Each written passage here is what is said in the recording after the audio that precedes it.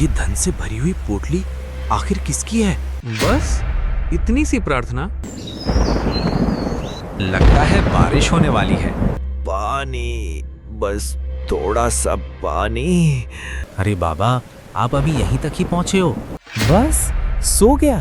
सुबह एक बार, रात एक बार, यही है वो महान भक्त। रुको भक्त हरिदास, रुको। प्रभु,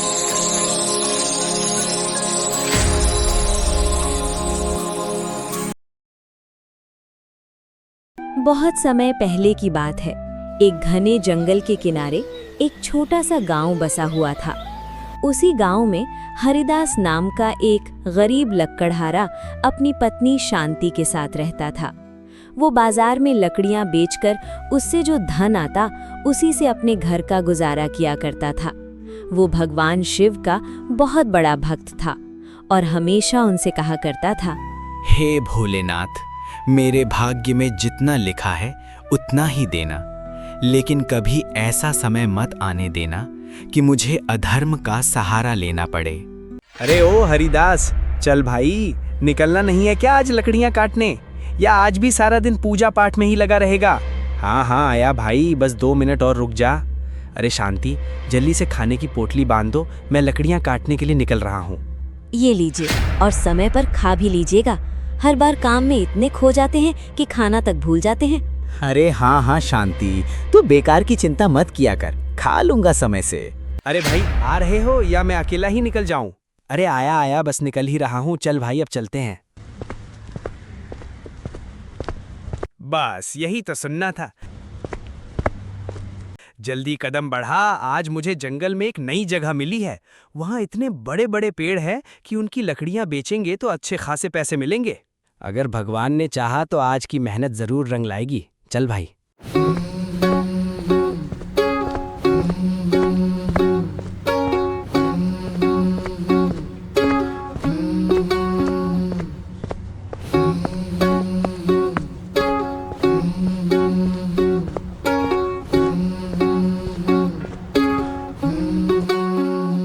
अरे रामलाल, आज तो तू हमें जंगल के बहुत अंदर ले आया। अरे भाई, जरा चारों तरफ तो देख, कितने बड़े बड़े और घने पेड़ हैं यहाँ। आज कमाई दुगनी होने वाली है। हाँ, बात तो तेरी बिल्कुल ठीक है। इतने मोटे पेड़ों की लकड़ियों के अच्छे दाम मिलेंगे। तो फिर खड़ा खड़ा क्या सोच रहा है? चल कुल्हाड़ी उठा और लग जा काम पर। हरिदास, हे महादेव, शक्ति दो ताकि मैं ये कार्य संपन्न कर सकूं। हर हर महादेव।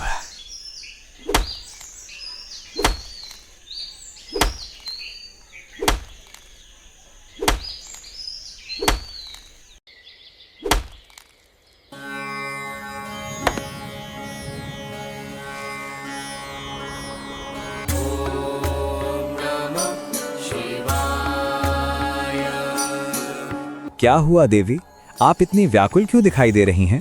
देखिए उस गरीब लकड़हारे को, उसके पास धन नहीं, सुख सुविधाएं नहीं, फिर भी उसके चेहरे पर शिकायत का एक भी भाव नहीं है।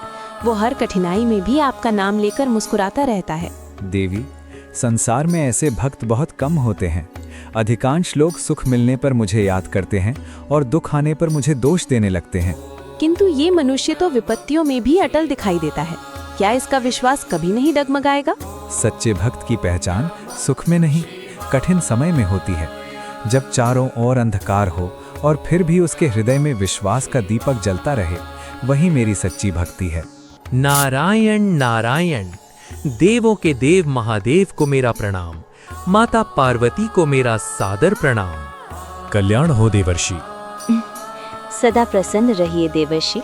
आइए देवर्षि नारद, कहिए आज किस उद्देश्य से कैलाश पधारे हैं? प्रभु, आपकी दृष्टि जिस मनुष्य पर टिकी है, क्या वही वो गरीब लकड़हारा है जिसकी भक्ति की चर्चा तीनों लोकों में हो रही है?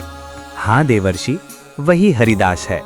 प्रभु, क्षमा चाहता हूँ, लेकिन केवल आपका नाम जप लेने से कोई महान भक्त नहीं बन जाता। सच्ची भक्ति तो तब सिद्ध होती है जब मनुष्य के सामने लोभ, भय और कठिन परीक्षा एक साथ खड़े हों।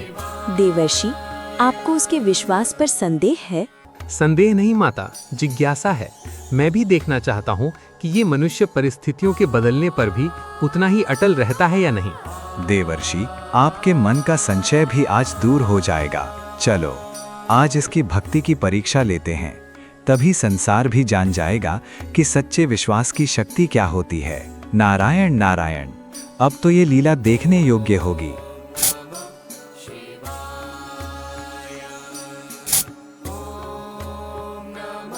देवर्षि, अब समय आ गया है कि हम अपना रूप बदल लें। जैसी आपकी आज्ञा प्रभु। यदि हम साधारण वेश धारण कर लें तो वो हमें पहचान नहीं पाएगा।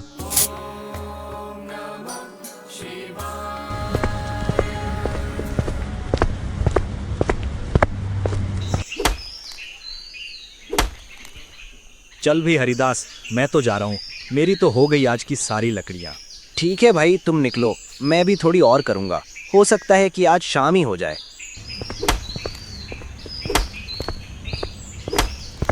मैं भी एक काम करता हूँ, पहले कुछ खा लेता हूँ, फिर उसके बाद लकड़ियाँ काटूंगा। चलो भाई, खाना शुरू करते हैं। शांति के हाथों में तो सचमुच जादू है।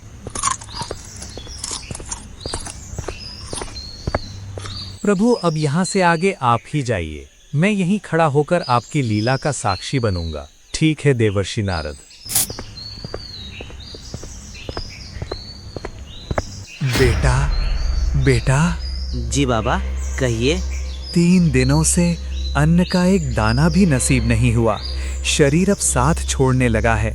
यदि तुम्हारे पास कुछ खाने को हो तो इस वृद्ध की भूख मिटा दो। यही तो मेरा पूरा सहारा है। इसे खाकर ही शाम तक लकड़ियाँ काट पाऊंगा। अगर ये भी दे दी तो आज मैं कैसे काम करूंगा। लेकिन मेरी भूख तो कुछ घंटों की है।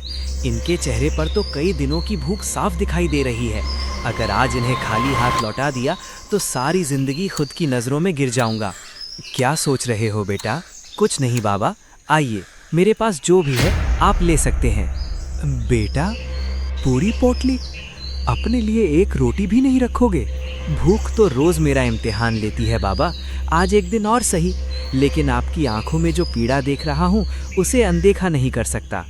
सोच लो पुत्र, इसके बाद तुम्हारे पास खाने को कुछ नहीं बचेगा। कोई बात नहीं बाबा, मेरे लिए आपका पेट भरना ही सबसे बड़ा लाभ है। महादेव तुम्हारा भला करे बेटा।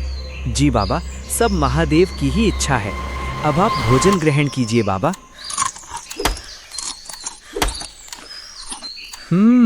दयालु तो है भगवान का ये भक्त। अच्छा बेटा, अब मैं चलता हूँ। महादेव तुम्हारा भला करें। ठीक है बाबा, महादेव की कृपा बनी रहे। प्रणाम। इस परीक्षा में तो ये खरा उतर गया। चलो अब देखते हैं आगे क्या होता है। अब मुझे भी चलना चाहिए। ये लकड़ियां बाजार में बेचकर सीधे घर जाऊंगा।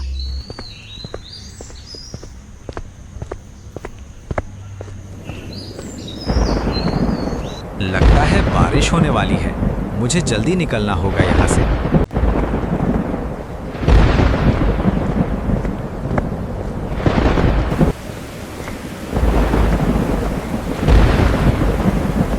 अरे बाबा, आप अभी यहीं तक ही पहुंचे हो और इतनी तेज बारिश में इस पेड़ के नीचे क्यों बैठे हो? बेटा, बारिश बहुत तेज हो रही थी और मुझे ठंड भी लग रही थी, इसलिए अपनी जान बचाने के लिए यहीं आकर बैठ गया। अरे बाबा, आपको तो बहुत ज़्यादा ठंड लग रही है। ये लीजिए, मेरा गमछा ओढ़ लीजिए। और बेटा तुम?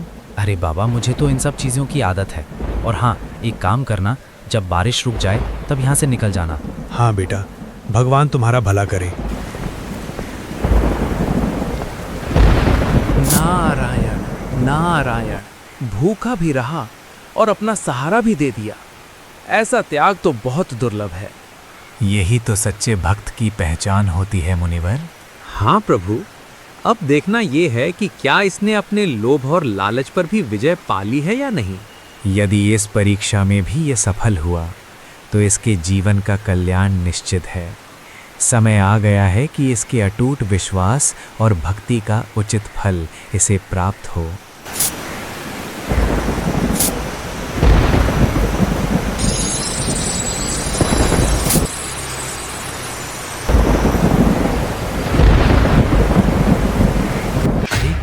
ये धन से भरी हुई पोटली आखिर किसकी है? इतना सारा धन, अगर मैं ये पोटली अपने घर ले जाऊं तो मेरी सारी गरीबी हमेशा के लिए मिट जाएगी। फिर मुझे कभी किसी चीज़ की कमी नहीं रहेगी। मैं गांव का सबसे अमीर आदमी बन जाऊंगा। नहीं नहीं हरिदास, ये तो क्या सोच रहा है? ये धन तेरा नहीं है तो इस पर तेरा कोई अधिकार भी नहीं है। दूसरों के धन पर नजर डालना भी पाप है। नहीं, तू ये पोटली नहीं ले सकता। चल यहाँ से चला जा, इससे पहले कि तेरा ईमान डगमगा जाए। रुको भक्त हरिदास, रुको। प्रभु,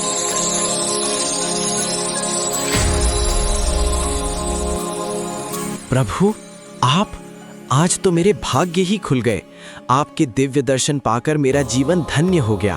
वत्स हरिदास, मैं तुम्हारी भक्ति, तुम्हारी सच्चाई और धर्म के प्रति अटूट निष्ठा से अत्यंत प्रसन्न हूँ। तुम मेरी हर परीक्षा में सफल हुए हो। जब तुम स्वयं भूखे थे तब भी तुमने पहले एक भूखे साधु का पेट भरा। जब किसी को वस्त्र की आवश्यकता थी तब तुमने अपने तन से पहले उसके तन की रक्षा की।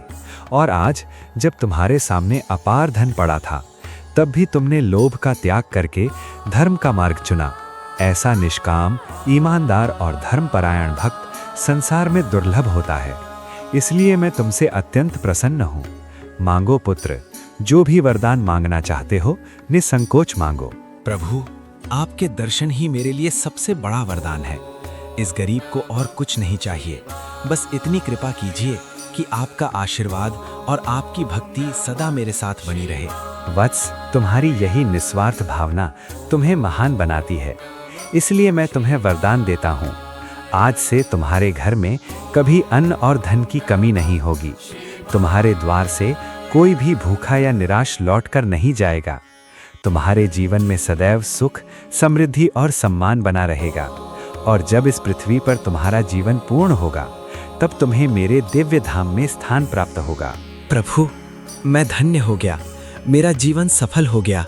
आपके चरणों में बार बार प्रणाम। सदा धर्म के मार्ग पर चलते रहो पुत्र, तुम्हारा कल्याण हो। उस दिन के बाद से हरिदास का जीवन पूरी तरह बदल गया। वो पूरे गांव का सबसे सम्मानित और समृद्ध व्यक्ति बन गया। उसके द्वार से कोई भी भूखा कभी खाली हाथ नहीं लौटा। इसीलिए कहा गया है, धन से बड़ा धर्म होता है और धर्म की रक्षा स्वयं महादेव करते हैं। श्रीमन नारायण नारायण हरि हरि, श्रीमन नारायण नारायण हरि हरि। श्री हरि और माता महालक्ष्मी, आप दोनों को मेरा सादर प्रणाम। कल्याण हो वत्स। आओ नारद, आज तो बड़े प्रसन्न दिखाई दे रहे हो।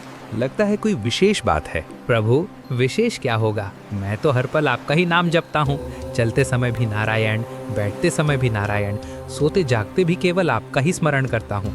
मेरी वीणा का प्रत्येक स्वर, मेरी प्रत्येक श्वास, मेरे हृदय की प्रत्येक धड़कन सिर्फ आपके नाम से ही गूंजती है। प्रभु, मैं जहाँ भी जाता हूँ वहाँ केवल आपका गुणगान करता हूँ।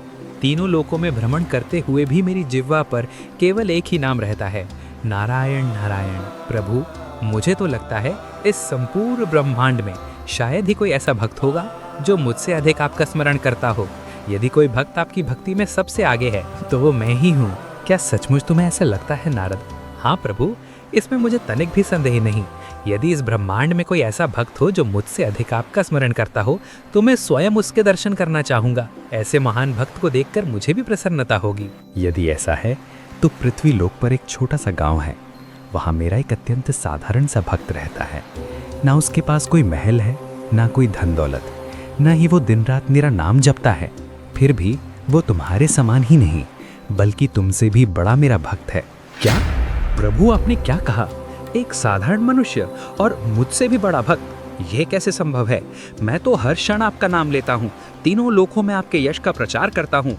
फिर कोई साधारण किसान मुझसे बड़ा भक्त कैसे हो सकता है? यही जानने के लिए वत्स नारद, तुम्हें स्वयं पृथ्वी लोक जाना होगा। जाओ, उस भक्त से मिलो, उसका जीवन देखो और फिर लौटकर मुझे बताना सच्ची भक्ति किसे कहते हैं। जैसी आपकी आज्ञा प्रभु। मैं भी देखना चाहता हूँ कि आखिर वो कौन सा भक्त है जो आपकी दृष्टि में मुझसे भी बड़ा हो गया। मैं अभी पृथ्वी लोक जाकर उससे मिलकर आता हूँ। आज्ञा दें प्रभु। कल्याण हो। श्रीमन्नारायण नारायण हरि हरि, श्रीमन्नारायण नारायण हरि हरि। तो यही रहता है भगवान का वो महान भक्त, प्रभु ने जिसकी इतनी प्रशंसा की। आखिर ऐसा क्या विशेष है उसमें? चलो स्वयं देखकर ही पता लगा लेते हैं कि वो कैसा भक्त है। क्या सचमुच उसकी भक्ति मुझसे भी श्रेष्ठ है, या फिर प्रभु मेरी परीक्षा ले रहे हैं? तो यही है उस किसान का घर। देखने में तो बिल्कुल साधारण है, ना कोई वैभव ना कोई ऐश्वर्य। फिर ऐसी कौन सी भक्ति है जिसने इसे प्रभु का सबसे महान भक्त बना दिया? यहीं छिपकर देखता हूँ।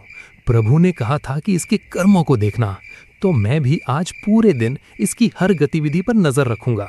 भोर होने ही वाली है, अब ये किसान भी जाग जाएगा। देखते हैं जागते ही सबसे पहले क्या करता है।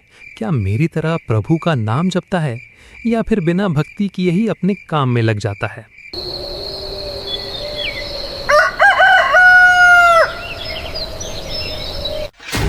आखिरकार सुबह हो ही गई। अब मैं यहीं तुलसी जी के पीछे छिप जाता हूँ। वो किसान भी बस आता ही होगा। देखते हैं जागते ही सबसे पहले क्या करता है। हे प्रभु, आज का दिन भी आपकी कृपा से शुरू हो रहा है। मुझे इतनी शक्ति देना कि मैं ईमानदारी से मेहनत कर सकूं, मेरे परिवार का पेट भर जाए और मेरे मन में कभी किसी के प्रति बुरा विचार ना आए। जय श्री हरि। बस इतनी सी प्रार्थना? भगवान इसे मुझसे बड़ा भक्त बता रहे थे। अरे इसने तो बस एक बार प्रभु का नाम लिया और फिर अपने काम में लग गया।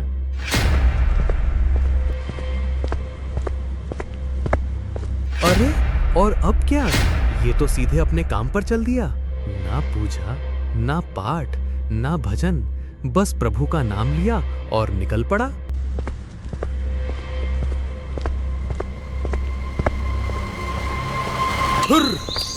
हट, चल चल। अरे ये तो सुबह से लगातार अपने काम में ही लगा हुआ है। सुबह से अब तक इसने ऐसा कोई काम नहीं किया जिससे ये भगवान का सबसे बड़ा भक्त कहलाए। न लंबी पूजा की, न भजन कीर्तन किया, न कोई विशेष तपस्या। फिर आखिर इसमें ऐसी कौन सी विशेष बात है जिसकी वजह से स्वयं भगवान इसकी इतनी प्रशंसा करते हैं?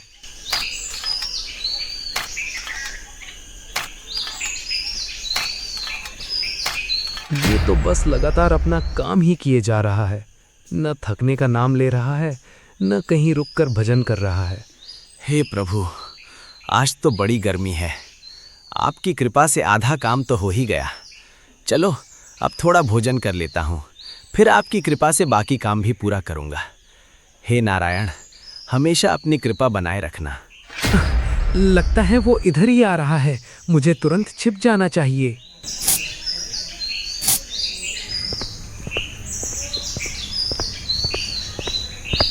हे नारायण, लाओ जी, आज शांति ने खाने में क्या बनाया है? अरे ये सामने से कौन आ रहा है?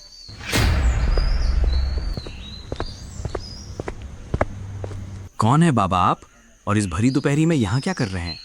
बेटा, मैं दूर गांव से चला आ रहा हूँ। बहुत भूखा हूँ। यदि कुछ खाने को मिल जाए तो बड़ी कृपा होगी। अरे बाबा, क्यों नहीं, मैं भी अभी भोजन करने बैठा ही था। आइए मेरे पास बैठ जाइए और मेरे साथ ही प्रेम से भोजन ग्रहण कीजिए। अतिथि तो भगवान का ही रूप होते हैं। हे नारायण, ये कैसा मनुष्य है, बिना आपका नाम लिए, बिना आपका भजन किए ही भोजन करने बैठ गया। ये प्रभु का कैसा भक्त है। बेटा, तुम्हारा बहुत बहुत धन्यवाद। तुमने इस भूखे को प्रेम से भोजन कराया। अरे बाबा, धन्यवाद कैसा, ये सब नारायण की कृपा है। हम तो बस उनके दिए हुए अन्न में से थोड़ा सा आपको खिला पाए हैं। अच्छा बेटा, अब मैं चलता हूँ। भगवान तुम्हारा सदैव भला करे।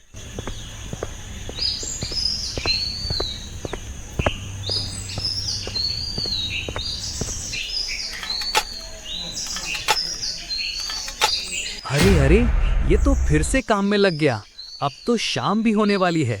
इसने तो पूरा दिन ऐसे ही काम करते करते बिता दिया। आखिर ये प्रभु का भजन कब करेगा? अरे शाम हो गई। शांति और बच्चे घर पर मेरा इंतजार कर रहे होंगे। अब मुझे चलना चाहिए। हे नारायण। हुर्र, हट, चल। लो भाई, हो गई शाम और अभी अपने घर भी चल दिया। सारा दिन बस काम ही करता रहा। बीच में एक दो बार हे नारायण जरूर कहा, लेकिन न भजन किया न कीर्तन। फिर ये मुझसे बड़ा प्रभु का भक्त कैसे हुआ? लगता है प्रभु मेरी ही परीक्षा ले रहे हैं। खैर, जो भी हो, अब इसके घर चलकर देखते हैं। क्या पता शाम को भजन कीर्तन करता हो।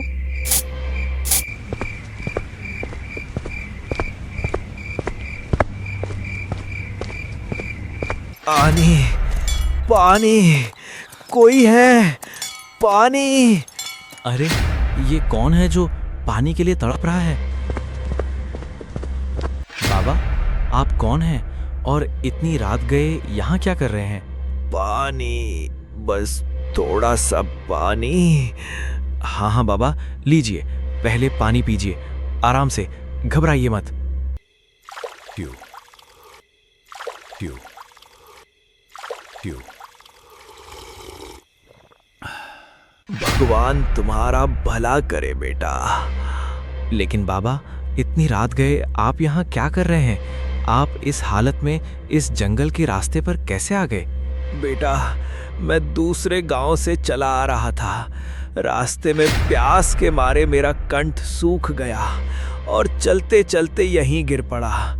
तुम्हारा बहुत बहुत धन्यवाद बेटा। अरे बाबा, धन्यवाद कैसा? किसी प्यासे को पानी पिलाना तो हर इंसान का फर्ज होता है। ये सब नारायण की कृपा है। अच्छा बेटा, अब मैं चलता हूँ। भगवान तुम्हारा भला करे बेटा।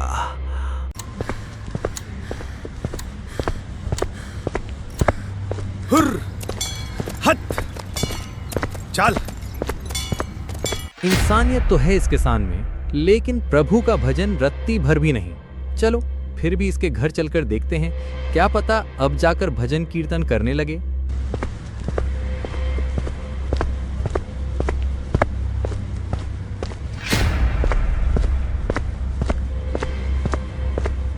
एक काम करता हूँ, इसकी कुटिया के बाहर छिप जाता हूँ।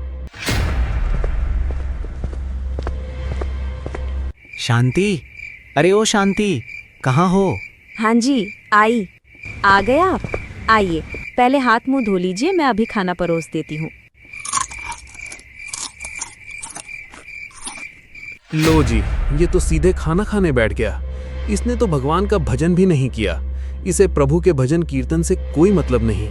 सुनिए जी, घर का राशन भी धीरे धीरे खत्म होता जा रहा है और जितना हम कमा रहे हैं उससे तो बड़ी मुश्किल से घर का गुजारा हो पा रहा है। समझ नहीं आता आगे क्या होगा।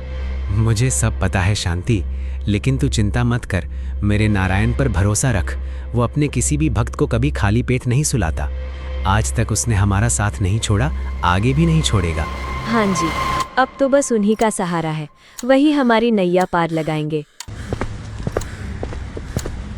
प्रभु, आज आपने मेरा दिन अच्छे से निकाल दिया। आपकी कृपा से परिवार भूखा नहीं सोया। यदि आज मुझसे कोई भूल हुई हो तो मुझे क्षमा कर देना। कल फिर मुझे आपकी सेवा करने का अवसर देना। नारायण नारायण।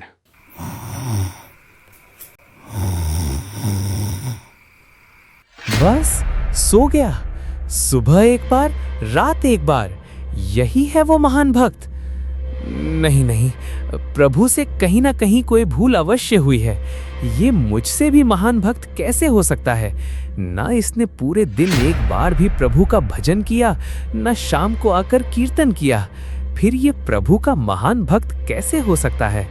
नहीं, अब इसका उत्तर तो स्वयं प्रभु ही दे सकते हैं।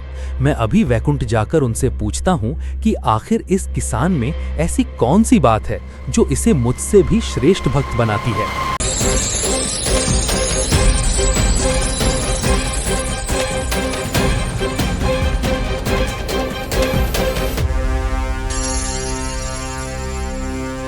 प्रणाम प्रभु। आइए देवर्षि नारद, आज आप बड़े विचलित दिखाई दे रहे हैं। क्या बात है? प्रभु, आज मैं अत्यंत विचलित हूँ। आपकी आज्ञा से मैं उस किसान को देखने गया था जिसे आपने अपना सबसे महान भक्त बताया था। फिर क्या देखा तुमने? प्रभु, मैंने पूरे दिन उस किसान पर नजर रखी। वह सुबह उठा, एक बार आपका नाम लिया और फिर अपने काम में लग गया। दिन भर खेतों में मेहनत करता रहा, शाम को घर लौटा, परिवार के साथ भोजन किया और रात को सोने से पहले फिर एक बार आपका स्मरण किया।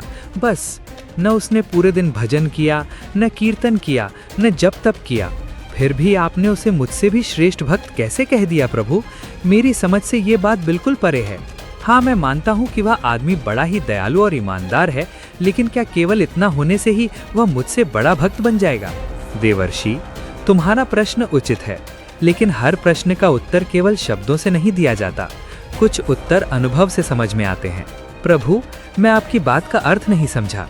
समझ जाओगे नारद, लेकिन उससे पहले तुम्हें मेरा एक छोटा सा कार्य करना होगा। प्रभु, आपकी आज्ञा मेरे लिए सर्वोपरि है।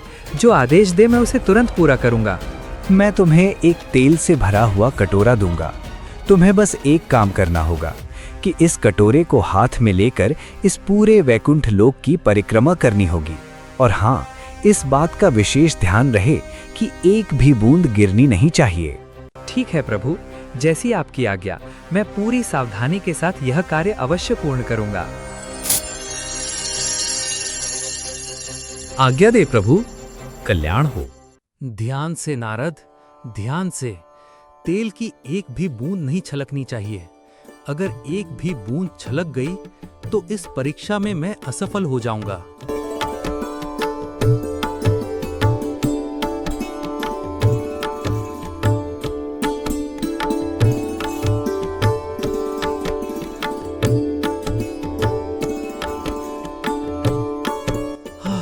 तो आखिरकार हो ही गई परिक्रमा पूरी।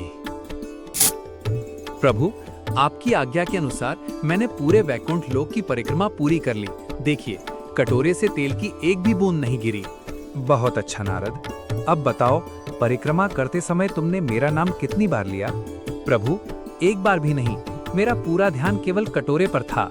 यही तो मैं तुम्हें समझाना चाहता था नारद। तुम्हारे हाथ में केवल एक कटोरा था, फिर भी तुम मेरा स्मरण नहीं कर पाए। और उस किसान के कंधों पर अपने पूरे परिवार की जिम्मेदारी है। दिन भर कठिन परिश्रम करने के बाद भी वह सुबह उठते ही मेरा स्मरण करता है और रात को सोने से पहले भी मुझे धन्यवाद देना नहीं भूलता। वह अपने कर्म को ही मेरी पूजा और अपनी ईमानदारी को ही मेरी भक्ति मानता है। बताओ, क्या ऐसा भक्त महान नहीं है?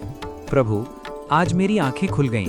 मैं समझता था कि केवल जप, तप और भजन ही भक्ति हैं, लेकिन आज आपने बता दिया कि अपने कर्तव्य को धर्म और ईमानदारी से निभाना ही सच्ची भक्ति है। सचमुच वो किसान मुझसे भी श्रेष्ठ भक्त है। याद रखो नारद, सच्चा भक्त वही है जो अपने कर्म को धर्म समझकर करता है, किसी का अहित नहीं करता और हर परिस्थिति में मेरा स्मरण करता है। भक्ति केवल मंदिरों में नहीं, बल्कि निष्काम कर्मों में भी बसती है। नारायण नारायण प्रभु, आज भक्ति का वास्तविक अर्थ समझ में आ गया। मैं इस संदेश को तीनों लोकों तक अवश्य पहुंचाऊंगा। आज्ञा दें प्रभु। कल्याण हो। श्रीमन नारायण नारायण हरि हरि।